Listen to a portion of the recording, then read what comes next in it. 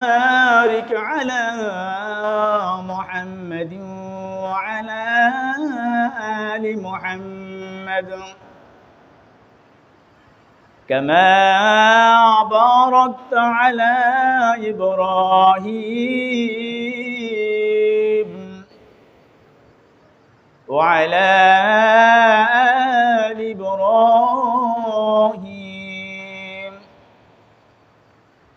إنك حميد مجيد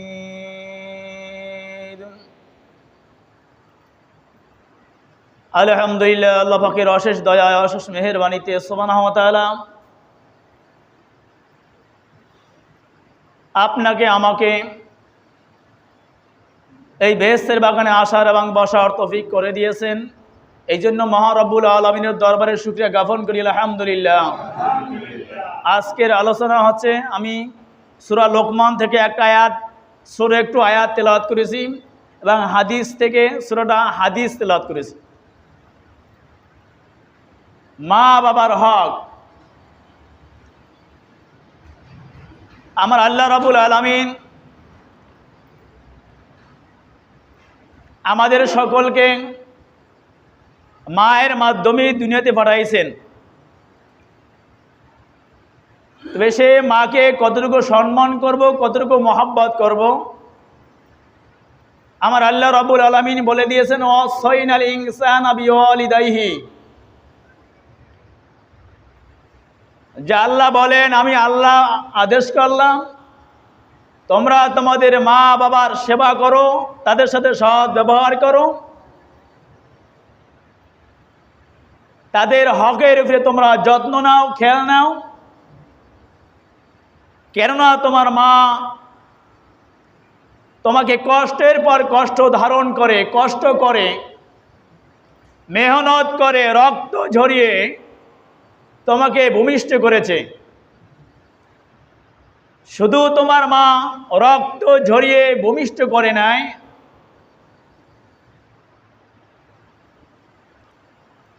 আমি আল্লাহর হুকুমে তুমি যখন ভূমিষ্ঠ হয়েছ, ভূমিষ্ঠ হওয়ার পরে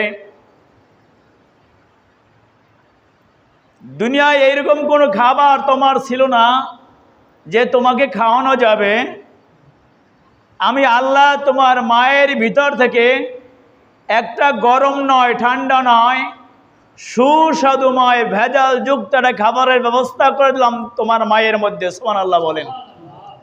তোমার মায়ের ভিতরে, শরীরের ভিতর থেকে আমি আল্লাহ তোমার রুজিকের ব্যবস্থা করে দিলাম, দুধের ব্যবস্থা করে দিলাম। তোমার মা তোমাকে ভূমিষ্ঠ করার পরে তোমাকে তার বুক থেকে দুধ পান করাইলো 2 বছর বা 2.5 বছর ধরিয়া।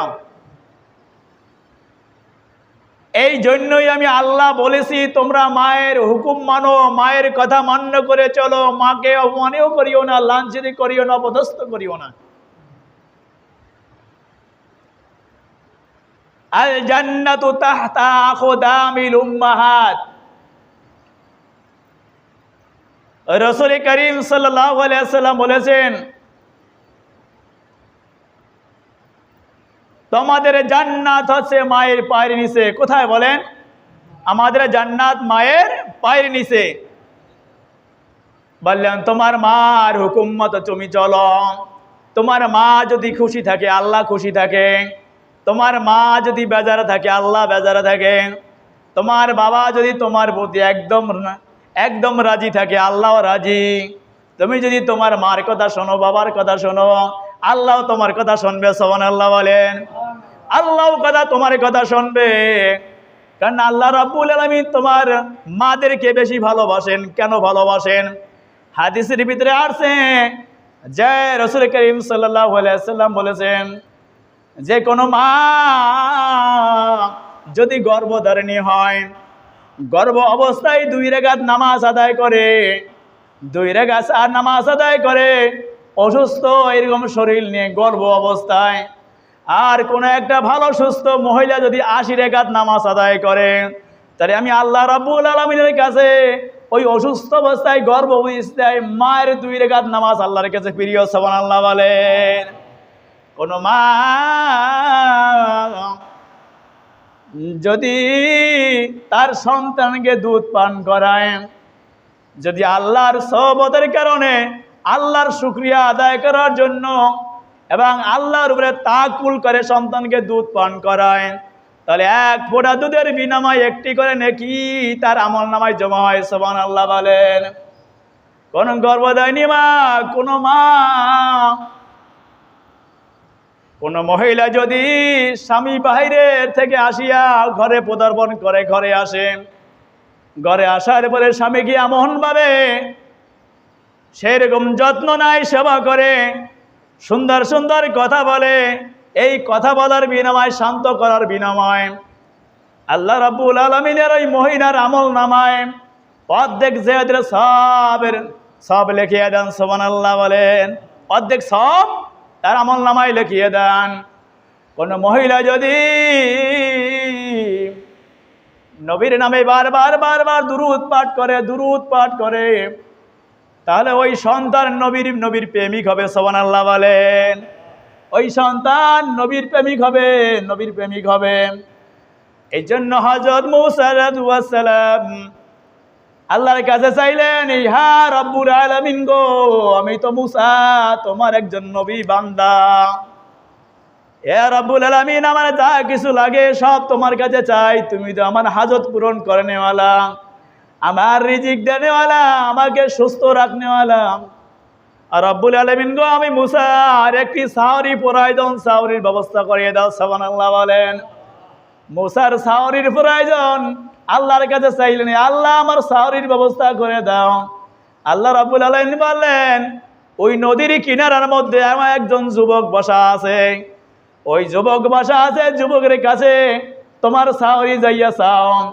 তখন মূসা আলাইহিস সালাম চলিয়া গেলেন, ওই নদীর পারে যে যুবক বসা আছে ওই যুবকের কাছে যাইয়া দেখতে আছেন সত্যি একজন যুবক বসা আছে। যুবককে বললেন, হে যুবক, আমার আল্লাহ তোমার কাছে পাঠাইছেন সাওরি দেওয়ার জন্য। এখন ওই যুবক ডানে তাকায়, বামে তাকায়, নিচে তাকায়, উপরের দিকে তাকাইয়া এরকম দেখা যায় উপরে মেঘ করছে। ওই যুবক আদেশ করলেন, হে মেঘ, তুমি নামিয়া যাও, মূসাকে তার গর্ভস্থানে দিয়ে আসো। সুবহানাল্লাহ বলেন। এই কথা যখন বললেন, হাজারো মুহামাইল উপরে আল্লাহ তাআলার কুদরতি মেঘ, ওই যুবকের কথায় সঙ্গে সঙ্গে নামিয়া মূসা আলাইহিস সালাম ওই মেঘের উপরে উঠিয়া তার গর্ভস্থানে দিয়ে আসলেন। মূসা আলাইহিস সালাম এই যুবকের অবস্থা দেখিয়া সেজদায় পড়িয়া গেলেন, ইয়া আল্লাহ, এই যুবক যেমন সেমন যুবক না, এই যুবক এত সুন্দর, এই আমল কিভাবে করেছে, তোমাকে রাজি খুশি করেছে জানি না। রব্বুল আলামিন, আমি সেজদায় পড়লাম, আমি সেজদা থেকে মাথা উত্তোলন করব না যতক্ষণ পর্যন্ত এই যুবক কি কারণে এরকম মর্যাদা পেয়েছে এটা আমার বলতে হবে, কি জন্যই ক্ষমতার অধিকারী হলো আমার জানতে ইচ্ছা হয়। আমার আল্লাহ রাব্বুল আলামিন বললেন, হে মূসা, তোমার কি জানতে ইচ্ছা হয়? বললেন, আল্লাহ আমাকে এক যুবকের কাছে সাওরির জন্য পাঠাইলেন। দেখলাম ওই যুবকের কাছে যাইয়া বললাম, যুবক ডাইনে তাকাইলো, বামে তাকাইলো, উপরের দিকে তাকাইয়া বলল, ইয়া আল্লাহর মেঘ, তুমি নামিয়া মূসাকে উঠাইয়া তার গর্ভস্থানে দিয়ে আসো। দেখলাম আসমান থেকে মেঘটা নামিয়া আমাকে লইয়া আমার গর্ভস্থানে দিয়ে আসলো। দিয়ে আসার পরে আমার বড় ইচ্ছা, ইয়া আল্লাহ আমাকে জানাইয়া দাও, এত ভাগ্যের উপনীত কিভাবে তার হইল, এত লাভবান কিভাবে সে অর্জন করলো, এত নেক সুরাত সে কিভাবে পাইলো, আমার জানতে ইচ্ছা হয়। আল্লাহ রাব্বুল আলামিন জানিয়ে দেন, হে মূসা রে, ওই যে যুবক শুধু মেঘ তার কথা শুনে শুধু তাই নাই, ওই যুবক যদি বলে, মালিক তোমার সূর্যটা আমার হাতে দাও, তাহলে সূর্যটা তার হাতে চলিয়া যাইবে। সুবহানাল্লাহ বলেন। এমন শক্তি আমি আল্লাহ তাকে দান করেছি। বলেন, কিসের জন্য আপনি দান করেছেন আমাকে বলতে হবে, আমি মূসার বড় জানতে ইচ্ছা হয়। আমার আল্লাহ বলে, না মূসা রে, ওই যে যুবকের কথা শুনছো, যুবকের কথা বলছো, যুবক মেঘের কথা শোনে, এই যে নয় যুবক একদিন রাত্রে ঘুমাইয়াছিল আর মাও ঘুমাইয়াছিল। মা যখন ঘুম থেকে জাগ্রত হলো, জাগ্রত হইয়া সন্তানকে ঘুমের পরে ডাকলো, ও আমার অমুক সন্তান, তুমি জানালার কভারটা কি গেল দিয়া ভালো, জানলার কভারটা দিয়া দাও। এখন সন্তান যুবক আসলেন, আসিয়া দেখতেছেন সকল দরজার জানলাগুলো খোলা। কোনটা মাই দিতে বলছে, কোনটা দেবে? এখন চিন্তা করলেন, মাই তো কোনো দরজা জানালার নাম বলে নাই, সকল দরজা খোলা। যদি কোনো জানালা দেওয়ার কারণে মাই কষ্ট পায়, আবার কোনো জানলা মেলার কারণে কষ্ট পায়, তাহলে আমি কি করব?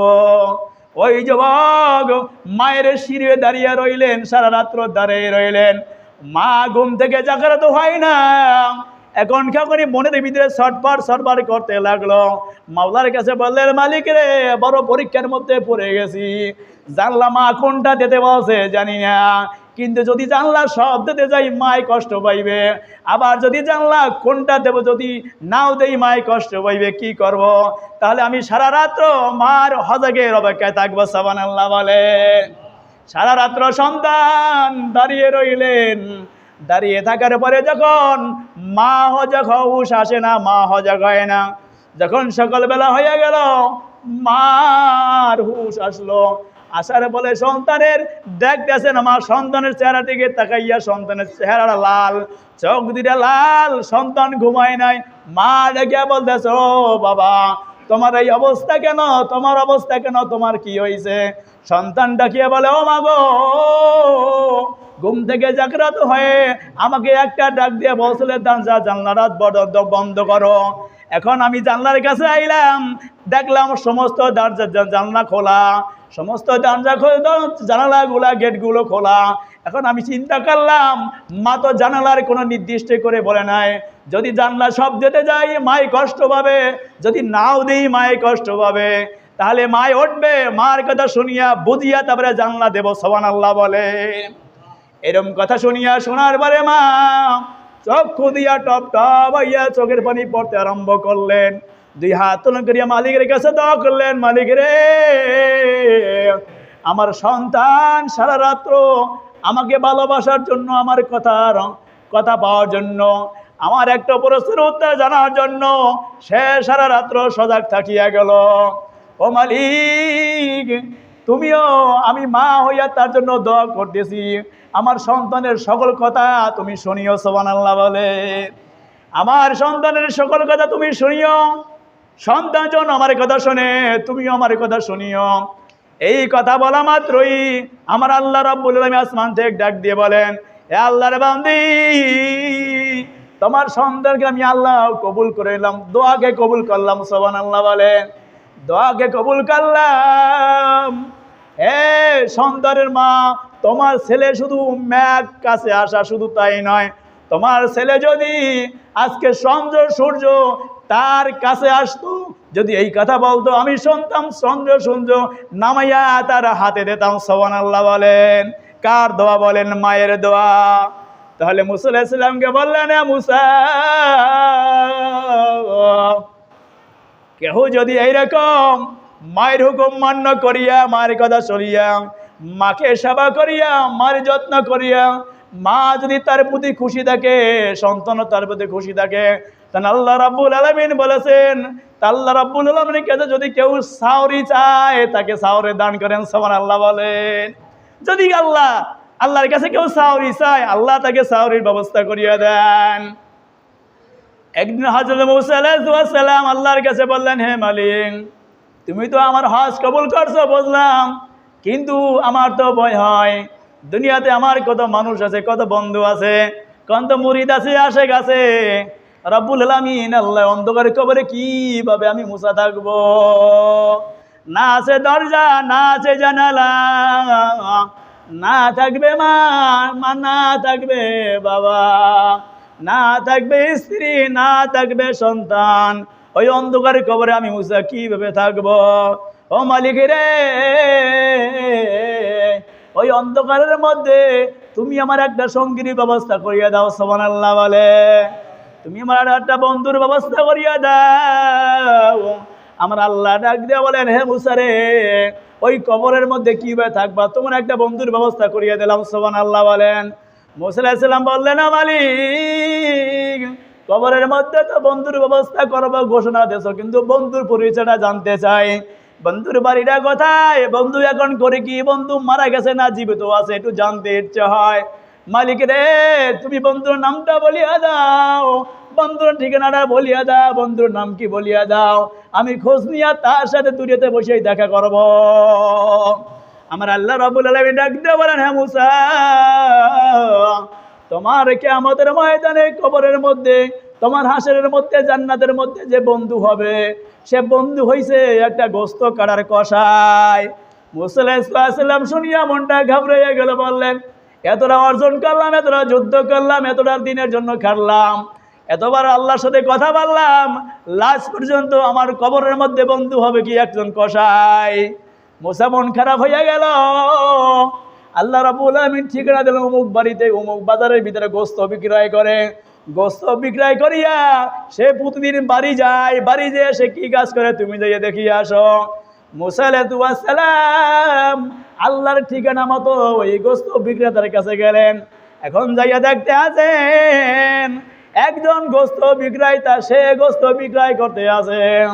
মুসা আলাইহিস সালাম দূরে বইয়া দাঁড়াইয়া রইলেন। দেখলেন গোস্ত বিক্রেতা কসাই কি করে, কসাই বলে আমার বন্ধু হবে, একটু দেখতে চাই।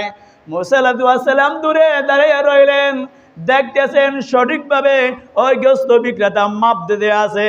মাপ দেওয়ার পরে অবশিষ্ট কিছু ভালো গোস্ত সে রেখে দিলেন। ওই গোস্তগুলো রাখিয়া একটা পোটলার মধ্যে ভরিয়া, পলিথিনের মধ্যে ভরিয়া, আস্তে আস্তে শাটারটা বন্ধ করিয়া, দোকানটা বন্ধ করিয়া সে বাড়ির দিকে রওনা দিল। মুসা আলাইহিস সালাম তার পিছনে পিছনে রওনা দিলেন। মুসা আলাইহিস সালাম দেখতেছেন সে কি করে, সে মুসাকে চেনে না। গোস্ত বিক্রেতা কসাই মুসাকে চেনে না, মুসাকে দেখে নাই, নাম শুনেছে, কিন্তু পিছনে পিছনে ওই কসাই বাড়িতে যাইতেছে, পথ অতিক্রম করতে আছেন, পিছনে পিছনে মুসা আলাইহিস সালাম যাইতেছেন, ফলো করতেছেন, কোথায় যায়, যেটাই কসাই যাবে সেটাই মুসা যাইবে। সুবহানাল্লাহ বলেন। মুসা যাইতেছেন, কসাইও যাইতেছেন। এখন দেখতেছেন যাইতে যাইতে যাইতে যাইতে ওই কসাই মা একটা ঘরের মধ্যে বদ্ধ ছিল, ওই মায়ের সাথে আগে দেখা করলেন। মায়ের সাথে দেখা করলেন, জামাটা খুলিয়া একটা পাতিল নিলে, পাতিলের মধ্যে গোস্তগুলা রাখিয়া রাখিয়া কিছু ময়দা নিলেন, ময়দাগুলো গড়লেন এবং গোস্তগুলো ভালো করে রান্না করলেন।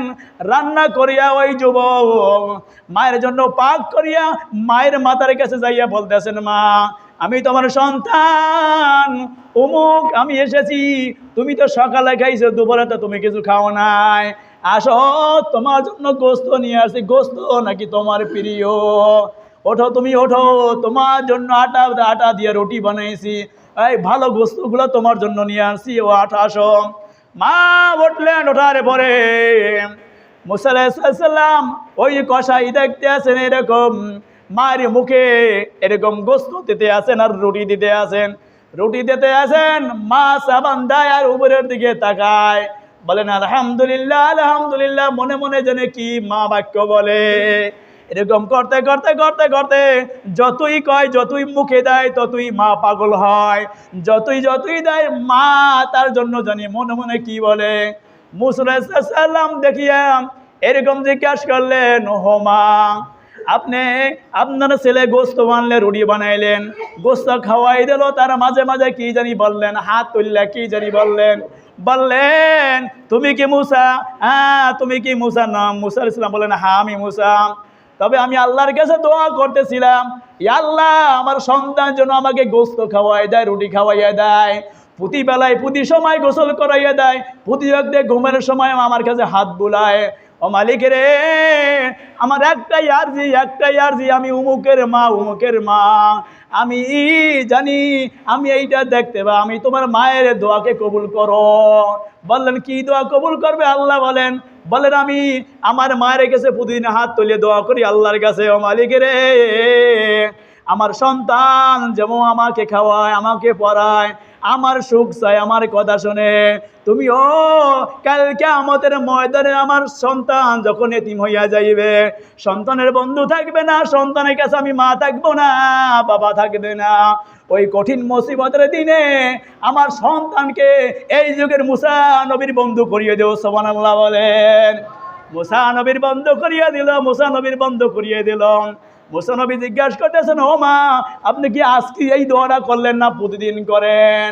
এখন গোস্ত বিক্রেতার কাছে জিজ্ঞাসা করেন, তোমার মা কি এরকম দোয়া করে? হয় এরকম মা পাগলামি করে। এরকম কি মা প্রতিদিন পাগলামি করে? কি পাগলামি করে? মা হাত তুলে করে বলে, মালিক রে, আমার সন্তানের প্রতি আমি রাজি আছি, খুশি আছি, তুমি রাজি হইয়া যাও। আমার সন্তান আমার বাধ্য হয়েছে, তুমি তার বাধ্য হইয়া যাও।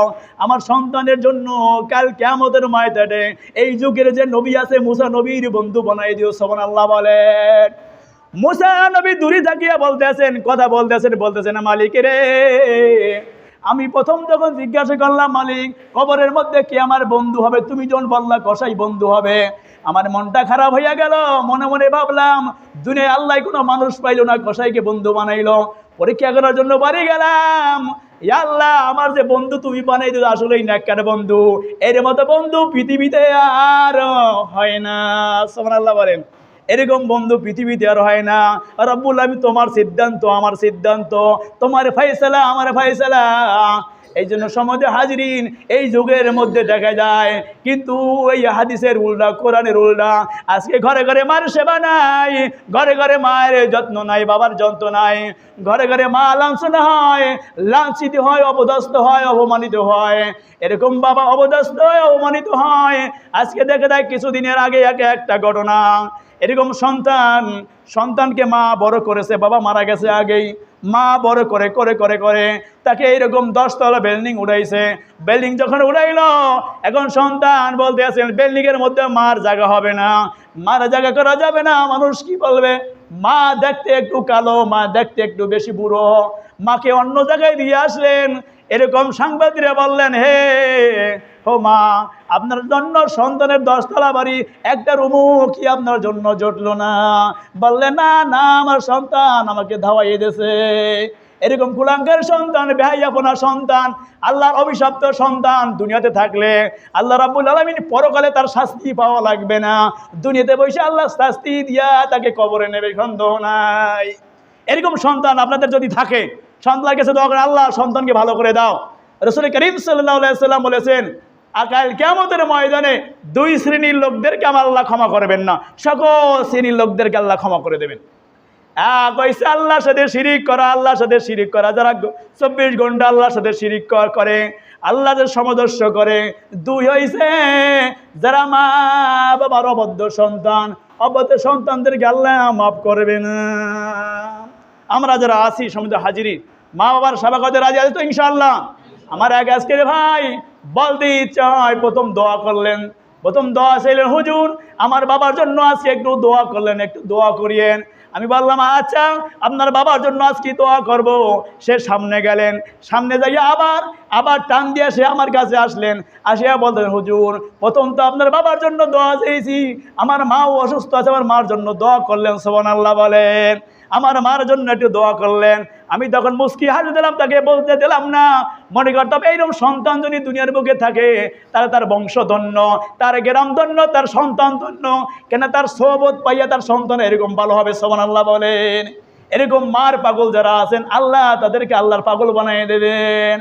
এই জন্য কবি বলতেন, বনে থাকে বনবাদুরি সাউজলে তার বুকে, বনে থাকে বনবাদুরি সাউজলে তার বুকে, এমনি মায়ের সাউসারে না পলে হাজার দুঃখে, এমনি মায়ের সাউসারে না পলে হাজার দুঃখে। বিদেশেতে যদি কারো সন্তান মারা যায়, পশু পাখি জানার আগে জানে তার মায়। ঠিক কি ঠিক না বলেন? মায় জানে না বলেন? মায় সবার জানে, কিন্তু সমাজে হাজিরিন এই কালচারের মধ্যে পড়িয়া মার সাথে বেয়াদবি করি। সাবধান। প্রতিবেশীর সাথে দেখা যায় মা বাবার সাথে বেয়াদবি করে। আজকে মুসল্লির ভিতরে দেখা যায় মার সাথে বেয়াদবি করে। শাশুড়িকে সুন্দর করিয়া ভালো খাটে ঘুম লাওয়ায়, কিন্তু মাকে দেখতে পারে না। মা অন্য জায়গায় করে থাকে, শীতের পোশাক পর্যন্ত মাকে দেয় না। এরকম হয় কি হয় না? আমি বলবো রসুলের হাদিস থেকে বলেছি, আল জান্নাতু তাহতা খোদামিল উম্মাহাত, জান্নাত কোন মায়ের পায়ে নিচে। মা যদি কিয়ামতের মাঠে বলবেন কোনো কারো সন্তানের কথা শোনা যাইবে না, আল্লাহ বলেন কেন? কোনো কার কথা শুনবো না, যতক্ষণ পর্যন্ত মার কথা না শুনবো। সুবহানাল্লাহ বলেন। মা যদি বলে সন্তান অপরাধী, মেয়ে অপরাধী, বাবা অপরাধী, তাহলে থেকে অপরাধী সাব্যস্ত হবে, মার কথাই আল্লাহ শুনবেন। সমুদয় হাজিরিন, আজকে আমরা আলহামদুলিল্লাহ, আল্লাহ যেন আমাদের সকলকে কবুল মঞ্জুর করে নেন, মা বাবার সেবা করার তৌফিক দান করেন। সকলে বলে আমিন। মা বাবার সেবা করার তৌফিক যেন আল্লাহ রাব্বুল আলামিন